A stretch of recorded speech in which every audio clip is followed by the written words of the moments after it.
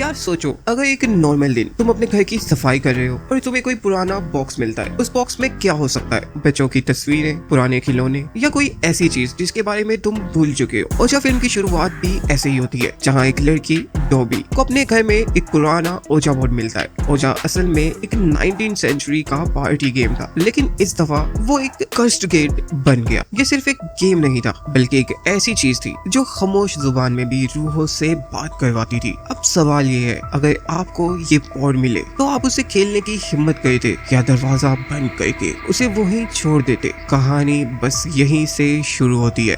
तो कहानी शुरू होती है डॉबी से, जो अपने घर में अकेली थी। उसने वो पुराना ओजा बोर्ड देखा और उसकी आंखों के सामने पूरा बचपन घूम आया। वो पल जब वो अपनी बेस्ट फ्रेंड लेन के साथ इस बोर्ड से खेलती थी, और एक रूल था जिसका कोई मतलब नहीं लगता था, लेकिन वो एक तरह का जिंदा फैक्ट था। गेम के बाद हमेशा गुड बाय कहना। अब डॉबी वही बोर्ड दोबारा देखती है और पुरानी यादें ताजा हो जाती हैं, लेकिन वो शायद भूल गई कि कुछ गेम्स सिर्फ गेम्स नहीं होते, उनकी अपनी ही रूह होती है। अब डॉबी ने बिना सोचे समझे गेम खेलना स्टार्ट कर दिया, और जब उसे महसूस हुआ कि वाकई उसके आसपास कोई एंटिटी, कोई रूह मौजूद है, तो डॉबी ने बिना सोचे समझे उस बोर्ड को जला दिया, जैसे कोई पुरानी याद को राख कर रहा हो। वो जानती नहीं थी, उसने आग लगाकर सिर्फ एक खिलौना नहीं जलाया, बल्कि उसने एक सदियों पुरानी एंटिटी को, एक सोई हुई मुसीबत को आजादी दे दी थी। सोचो, तुमने एक छोटी सी गलती की और उसी की वजह से तुम्हारी जिंदगी की सबसे बड़ी गलती शुरू हो जाए। एग्जैक्टली यही हुआ। उसने बोर्ड जलाया और फिर लैन से मिलने के लिए, यानी अपनी बेस्ट फ्रेंड से मिलने के लिए वो जा ही रही थी कि उसने अचानक आखिरी वक्त में प्लान कैंसिल कर दिया। कहती है, मेरे पेरेंट्स आने वाले हैं। कितना अजीब है ना, जब तुम अकेले होते हो तभी ऐसी अजीब चीजें होती हैं और इनके पीछे कोई लॉजिक नहीं होता। जैसे ही डॉबी लैन से बात करके अपने घर वापस आती है, उसके अंदर एक अजीब सी खामोशी आ गई थी। उसका डिनर टाइम था और वो अकेली खाना खा रही थी। पूरे घर में उसके अलावा और कोई नहीं था। उसी के खाने की आवाज पूरे घर में गूंज रही थी, और तभी पीछे से बैकयार्ड का डोर खुद ब खुद खुल गया। हवा भी नहीं थी, फिर भी दरवाजा खुला। वो घबराई नहीं, जैसे उसे पता था कि वहाँ कोई नहीं है, वहाँ कुछ नहीं है। जैसे अंदर से उसे कोई कह रहा हो कि डोंट वरी, इट्स मी। उसने बड़े आराम से दरवाजा बंद किया, और जब वापस किचन में आई तो और शॉकिंग चीज देखी। किचन का स्टोव जल रहा था, जबकि उसने जाते हुए हर चीज बंद की थी। उसकी हीट उस रूम में एक अजीब सी टेंशन क्रिएट कर रही थी। उसकी सांसें तेज हो गई। सोचो, अगर तुम होते तो क्या करते? दरवाजे को इग्नोर करते या स्टोव बंद करके हिम्मत करते? उसकी हिम्मत ने उसको और उसकी जान को खतरे में डाल दिया था। अभी उसने स्टोव बंद ही किया था कि ऊपर से अजीब सी आवाज आई। ऐसी आवाज जैसे कोई चल रहा हो, लेकिन उसके अलावा घर में कोई नहीं था। उसके दिल की धड़कन तेज हो गई। वो धीरे धीरे सीढ़ियां चढ़ कर ऊपर अपने रूम में आई, लाइट ऑन की तो उसने जो देखा, उसकी रूह कांप गई। वो ओजा बोर्ड जिसे उसने जला दिया था, वो बिल्कुल सही सलामत उसके बिस्तर पर पड़ा हुआ था। उसका रंग बिल्कुल नया था, जैसे उसको कुछ हुआ ही नहीं। और तभी उसके पाँव से एक चीज टकराई। वो था प्लेनचेट, जो बोर्ड से अलग पड़ा था। डॉबी ने झुक कर प्लेनचेट उठाया और घबराहट में उसके अंदर से देखा। दोस्तों, प्लेनचेट असल में एक दरवाजा है जिसके थ्रू स्पिरिट्स हमारे साथ कनेक्ट करती हैं, हमारे साथ कांटेक्ट करती हैं, हम तक अपनी बात पहुंचा सकती हैं। लेकिन यहाँ पर डॉबी ने जैसे ही प्लेनचेट को उठाया, डॉबी ने उसकी आंख से उसके गिलास के थ्रू देखा, और हमें भी स्क्रीन पर उसकी आंख दिखाई देती है। एक नॉर्मल आंख नहीं थी, बल्कि बिल्कुल सफेद आंख, जैसे अंदर से उसकी रूह चोरी हो गई हो। इसका मतलब ये था कि अब वो पोजेस कर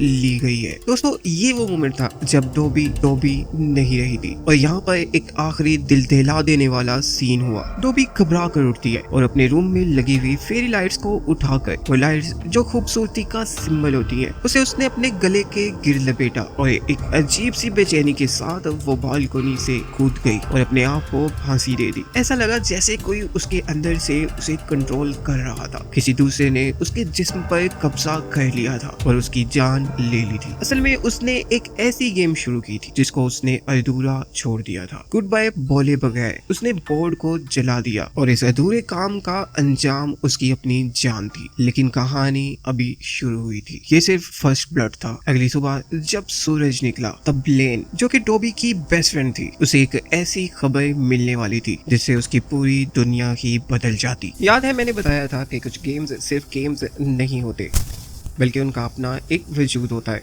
जब टोबी ने गेम अधूरा छोड़ दिया तो उसकी रूह शांत नहीं हो पाई और अब कहानी आगे बढ़ती है लेन की तरफ, जो एक दिन पहले ही अपनी बेस्ट फ्रेंड डेबी से मिली थी और अब वो उसके मरने की खबर सुन रही थी। सोचो तुम्हारे दिल पे क्या गुजरे अगर ऐसी शॉकिंग न्यूज सुनते। लेन के लिए ये एक बहुत बड़ा शौक था। दोस्ती सिर्फ दो लोगों के बीच का रास्ता नहीं होती, ये एक जिंदगी होती है और लेन बेचारी की जिंदगी का बहुत बड़ा हिस्सा एक ही पल में खत्म हो गया।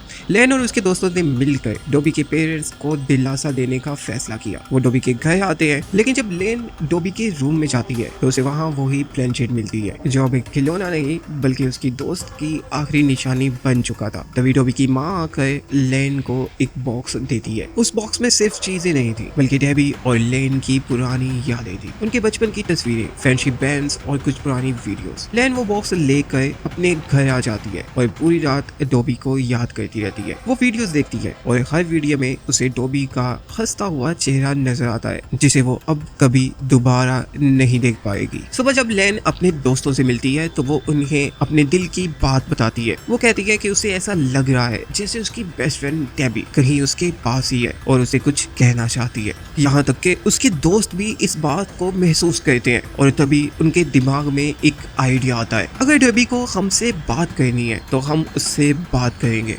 उन्होंने सोचा, लेकिन उनके पास एक ही जरिया था और वो था ओजा बोर्ड, एक ऐसी चीज जिसे डेबी ने जला दिया था और जिसकी वजह से उसने अपनी जान दे दी थी। लेकिन दोस्ती का जुनून उन सबके दिमाग पर इस कदर छाया हुआ था कि उन्होंने इस खतरे को बिल्कुल नजरअंदाज कर दिया। लेन दोबारा डेबी के घर जाती है और वहाँ से वो ओजा बोर्ड और प्लेनचेट वापस ले आती है। वो सब मिलकर उस बोर्ड को सेट करते हैं और अपनी फिंगर प्लेनचेट पर रख कर सवाल करते हैं, अगर यहाँ हमारे अलावा कोई है तो अपनी मौजूदगी का एहसास दिलाए। पहले तो कुछ नहीं होता, लेकिन कुछ ही सेकंड्स बाद प्लेनचेट खुद ब खुद यस पर मूव हो जाता है। एक अजीब सी ठंडक उस रूम में फैल जाती है, जैसे हवा भी रुक कर खामोश हो गई हो। फिर वो प्लेनचेट मूव होता है और लिखता है, हाय फ्रेंड्स। अब उन सभी को यकीन हो गया था कि ये डोबी है और उन्होंने उससे दिल खोल कर बातें की और उसकी मौत पर अपना दुख बयान किया। और जब उन्होंने गेम खत्म किया तो प्लेनचेट गुड बाय पर जाकर रुक गया। लेकिन दोस्तों, गेम खत्म फिर भी नहीं हुआ क्योंकि डोबी ऑलरेडी ओरिजिनल बोर्ड को जला चुकी थी और जैसे ही प्लेनचेट गुड बाय पर आया, घर की सारी लाइट्स चली गई और अंधेरा उन सभी के इर्द गिर्द फैल गया और उनकी सांसें उनके खलक में अटकी हुई महसूस होने लगी और वो लाइट स्विच चेक करने के लिए जाते हैं और उस वक्त उनका एक दोस्त पीट किचन से गुजरते हुए देखता है कि स्टोव दोबारा जल रहा था। उसको शक होता है और जब वो आगे जाता है तो वो बाथरूम के आईने में किसी का साया देखता है और वो डर जाता है और किसी इनविजिबल हाथ ने उसको आगे धक्का दिया। वो आईने से टकराता है और उसका हाथ जख्मी हो जाता है। उसको लगा ये सब यहीं खत्म हो जाएगा, लेकिन असल में ये तो बस शुरुआत थी। अगली सुबह उन सब दोस्तों को अलग अलग अजीब सी चीजें मिली। पीट की कार पर लिखा था, हाय फ्रेंड्स, और सबसे डरावनी बात, लेन को अपने लैपटॉप पर भी यही मैसेज मिला। हर जगह, हर डिवाइस पर उनका खिलौना अब एक डिजिटल कर्स बन चुका था। उनके उसे अब हर जगह से फॉलो कर रहे थे, एक ऐसी रूह जो उनको अपने पास बुलाना चाहती थी। अब उन सभी को यकीन हो गया था कि जो उनसे बात कर रही थी वो उनकी दोस्त डोबी नहीं थी और वो उनसे कुछ कहना चाहती थी। तो दोस्तों, इन सभी दोस्तों ने दोबारा आपस में मिलकर दोबारा से बोर्ड खेलने का फैसला किया। वो जानते नहीं थे कि ये वो गलत रास्ते पर जा रहे थे और वाकई वो रूह डोबी नहीं थी बल्कि कोई और ही थी, कोई ऐसी रूह जिसका नाम DZ से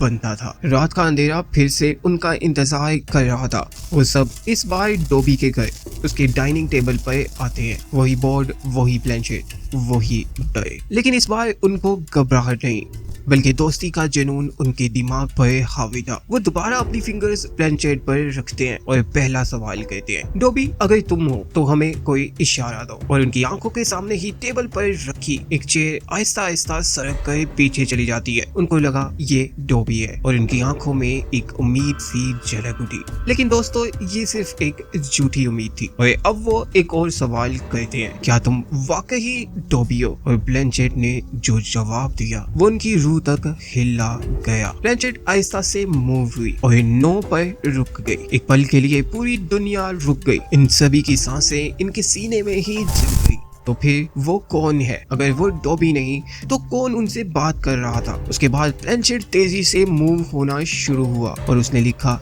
DZ। फिर और लेटर्स आए। इस रूह ने अपना नाम बताया, डोरिस जेंडर। ये नाम इन सभी लोगों ने पहली बार सुना था। दोस्तों के चेहरे पर खौफ था। उनको समझ नहीं आ रहा था कि एक अजीब रूह उनसे क्यों बात कर रही है। और तभी उस रूह ने आखिरी दिल दहला देने वाला मैसेज लिखा, जिसे देखकर इन सभी के दिल की धड़कन रुक गई। Run, mother is coming. भागो, माँ आ रही है।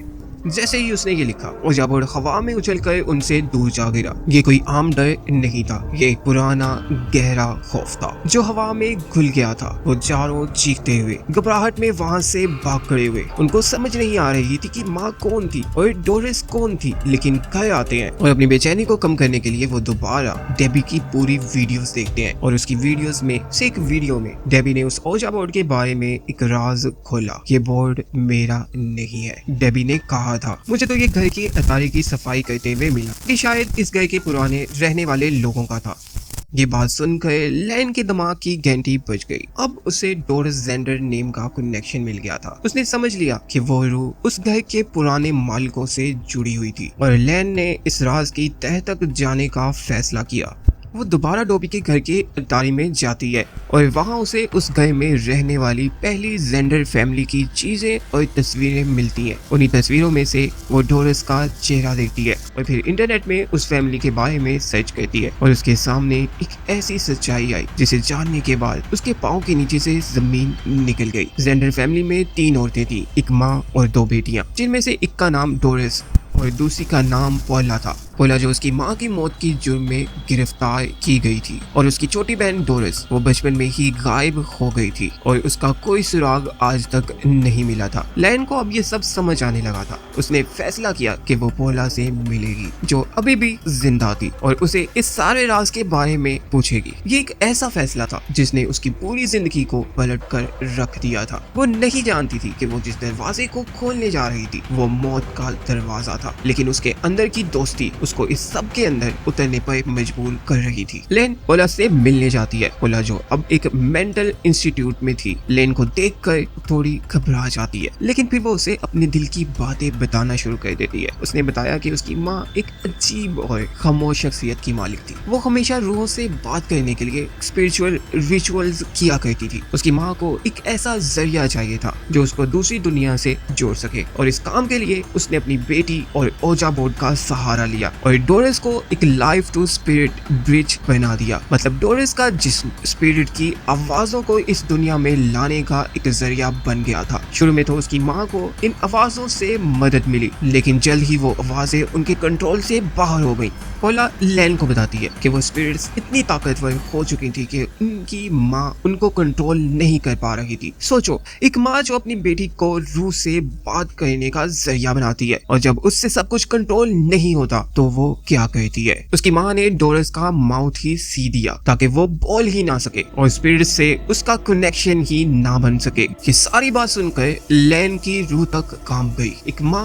अपनी ही बेटी के साथ ऐसी दरिंदगी कैसे कर सकती है, लेकिन ये उसकी माँ का डर था जिसने उसे ये सब करने पर मजबूर किया था। लेकिन जैसे ही उसने ऐसा किया वहाँ बहुत कुछ गलत हो गया। डोरिस वहाँ से गायब हो गई और उसकी माँ भी उसी वक्त मर गई और उनके घर में हर तरफ अजीब सी खामोशी छा गई। अब पलीना लैन को बताती है कि क्योंकि उसने उस कर्स्ड ओजा बोर्ड का इस्तेमाल किया है, इसलिए उसका और डोरिस का एक कनेक्शन बन गया है और इस सिलसिले को तोड़ने का सिर्फ एक ही तरीका है, तुम्हें डोरिस की लाश ढूंढनी होगी जो अभी भी उस घर के किसी सीक्रेट बेसमेंट में बंद होगी और तुम्हें उसके सिए हुए होंठों को खोलना होगा ताकि उसकी आत्मा आजाद हो सके। अब वो लैन को ये बात भी बताती है कि वो तहखाना घर के नीचे ही एक खुफिया जगह पर है जहाँ उसकी माँ ने डोरिस को बंद किया था। जब तुम उसके होंठ खोल दोगी तभी उसकी रूह शांति से जा पाएगी और तभी तुम सब भी आजाद हो जाओगे। अब लैन घर आई और उसने ये सारी बात अपने दोस्तों को बताई। वो सब भी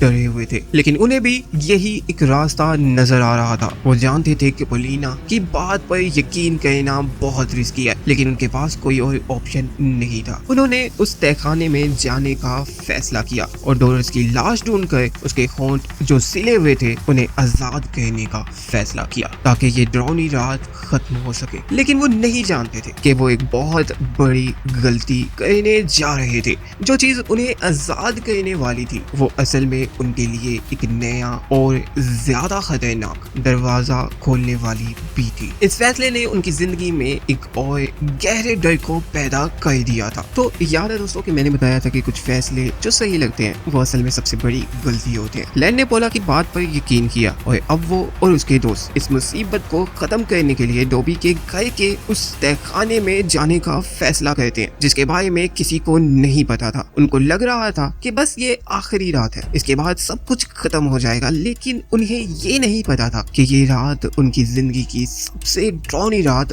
बनने वाली थी। लेन, उसकी बहन सारा और उसकी दोस्त ट्रेवर और पीट ये चारों मिलकर मौत के इस खाली कमरे में जाते हैं। जैसे ही वो अंदर सीढ़ियों से नीचे उतरते हैं उन्हें एक अजीब सी सड़ी हुई बू आती है। उनके मोबाइल की फ्लैश लाइट की रोशनी में वो बस वही देख पा रहे थे जहां वो रोशनी जा रही थी। अंधेरा उनके इर्द गिर्द एक दुश्मन की तरह खड़ा था जो उन्हें अंदर आने पर कोस रहा था। हर तरफ मिट्टी, पुराना सामान और एक ऐसी खामोशी थी जो शोर से भी ज्यादा डरावनी लग रही थी। उनको लग रहा था कि वो अभी तक अकेले हैं लेकिन वहाँ वो अकेले नहीं थे। और तभी एक इनविजिबल हैंड ट्रेवर और पीठ पर हमला कर देता है। वो हाथ इतना ताकतवर था कि उनकी सांसें उनके खलक में ही रुक गईं। दोस्तों, ये डोरिस की माँ की रूह थी जो अब भी उस तहखाने में रह रही थी। उसने उन सब पर हमला किया और वो सब बेहोश हो गए।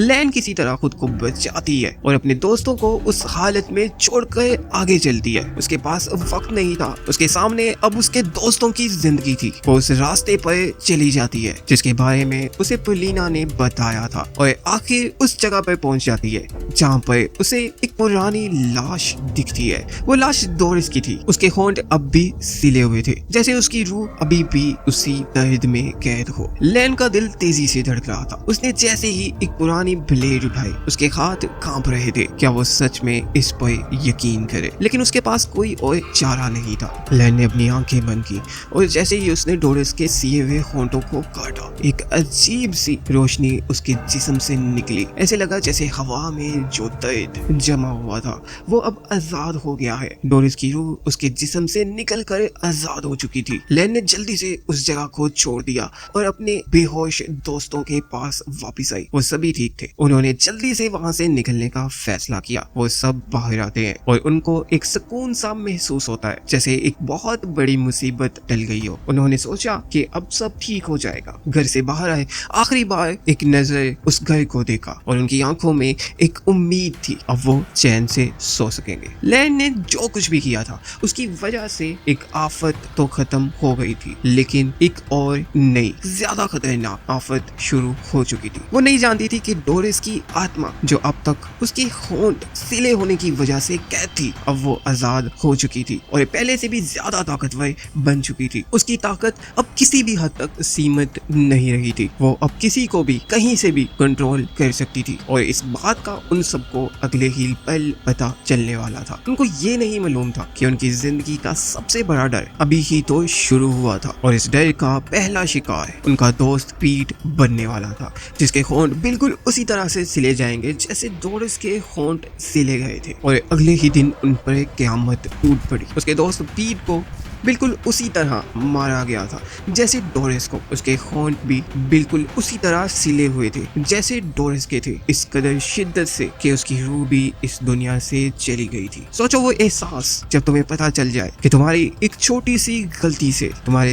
दोस्त की जान चली गई है। लैन के दिल पर भी ऐसी ही बेचैनी और बोझ था। वो समझ गई थी कि पोला ने उसके साथ धोखा किया है। उसका दिया हुआ हल असल में एक नई मुसीबत का सबब बन चुका था। लैन अब घबराहट में पोला के पास जाती है। उसे मिलकर लैन परेशानी में पूछती है, हमने वो सब किया जो आपने कहा था, तो फिर ये सब क्यों हो रहा है? और तब पोला का चेहरा एक अजीब सी खौफ में बदल जाता है। वो पागल खाने में चिल्ला कर लैन को बताती है कि तुमने उसकी बहन को आजाद कर दिया है और अब वो किसी कैद में नहीं है, अब वो आजाद है और वो सबको मारने के लिए आ रही है। लैन को उस वक्त पॉलिना की बातों से डर ही नहीं बल्कि धोखे का एहसास हुआ। वो उसकी बातों में आकर पूरी तरह फंस चुकी थी। घर वापस आकर लैन अपनी बहन सारा से इस मसले पर बात करती है। वो दोनों अब लैन की दादी के पास जाते हैं ताकि इस मुसीबत का कोई हल निकल सके। उसकी दादी एक बहुत ही समझदार और स्पिरिचुअल लेडी थी जिन्हें इस तरह की चीजों का इल्म था। उन्होंने जैसे ही लैन की कहानी सुनी उनको सब समझ आ गया। ये कोई आम रूह नहीं थी, ये एक ऐसी एंटिटी थी जिसने लैन के जरिए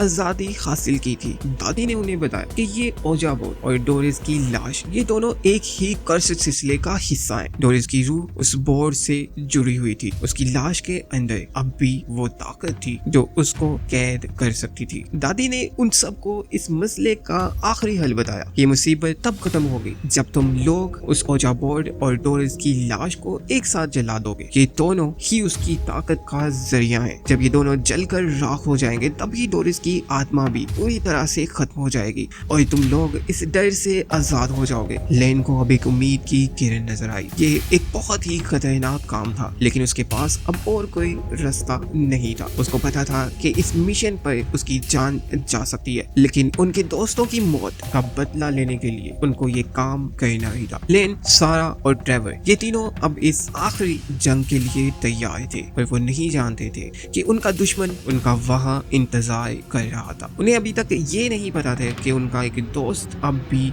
वही था जो उन्हें इस आखिरी जंग में अकेला छोड़कर चला गया था। और इसके अलावा इस सबसे पहले उनका एक और दोस्त मरने वाला था। और अब लैन और उसकी बहन सारा और उसका दोस्त ट्रेवर इस आखिरी मिशन के लिए दोबारा उस तहखाने की तरफ बढ़ते हैं। अंधेरा उनका इंतजार कर रहा था लेकिन इस बार उनके दिल में सिर्फ डर नहीं बल्कि दोस्तों को खो देने का गम और बदले की आग भी थी। उनको ये लग रहा था कि बस ये आखिरी दफा है। जैसे ही वो लोग अंदर दाखिल होते हैं उन पर फौरन हमला हो जाता है। उनको डर इस बात का था कि उनके सामने कोई खड़ा होगा लेकिन उनके सामने कोई नहीं था। ये हमला उनके पीछे से हुआ था, उनके दोस्त ट्रेवर पर। डोरिस की आत्मा ने उसको अपने कब्जे में ले लिया था। ट्रेवर के चेहरे पर एक अजीब सी मुस्कुराहट थी। उसकी आंखें बिल्कुल सफेद हो चुकी थी। वो लैन और सारा को देखकर चिल्ला रहा था लेकिन उसकी आवाज उसकी नहीं थी। ऐसा लगा जैसे कोई और उसके जिस्म से बोल रहा हो। और तभी डोरिस ने ट्रेविस को जमीन पर उठाकर पटक दिया और वो वहीं पर मर गया। ऐसा लगा जैसे उसकी रूह उसके जिस्म से निकल कर आजाद हो गई। लैन और सारा को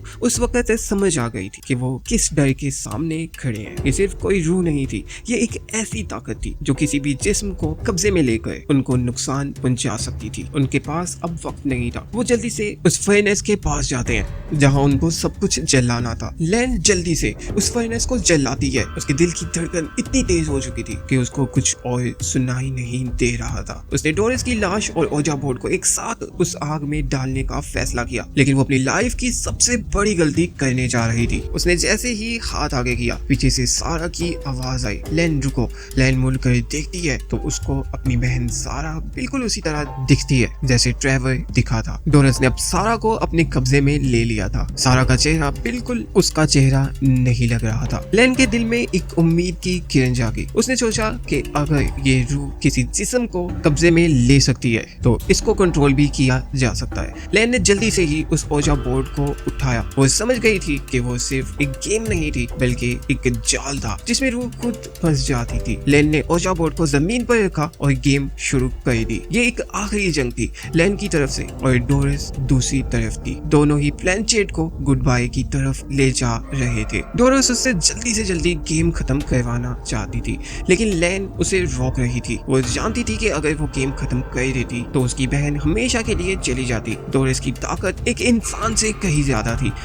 और लेन भी हार नहीं मान रही थी और तभी उसको एक अजीब सा एहसास हुआ। उसके पास उसकी दोस्त डेबी की आत्मा थी। अब वो दोनों मिलकर प्लेनेट को गुड बाय से रोक रही थी। दोस्ती की ताकत और रूह की ताकत एक साथ मिलकर लड़ रही थी और तभी पीछे से सायरा ने, जो होश में आ चुकी थी, जल्दी से डोरिस की लाश को उठाया और उसे आग में डाल देती है। ऐसे लगता है जैसे एक पुराना राज जल रहा हो और लेन भी उसी वक्त ओजा बोर्ड को आग में डाल देती है। दोनों के एक साथ जलने से एक अजीब सी रोशनी निकल आई और डोरिस की आत्मा हवा में घुल गई। वो हमेशा के लिए चली गई। उनकी मुश्किल खत्म हो चुकी थी, लेकिन उन्हें बहुत कुछ खो दिया था। उनके 3 दोस्त अब इस दुनिया में नहीं थे। इस जीत की कीमत उन्होंने बहुत बड़ी चुकाई थी। इसके बाद उनकी जिंदगी कभी पहले जैसी नहीं रही। तो दोस्तों, इस पूरी कहानी का मरकज वो ओजा बोर्ड था, एक खिलौना जो दोस्ती का हिस्सा था और फिर मौत का दरवाजा बन गया। लेन ने अपनी दोस्त को खो दिया, फिर एक बहुत बड़ी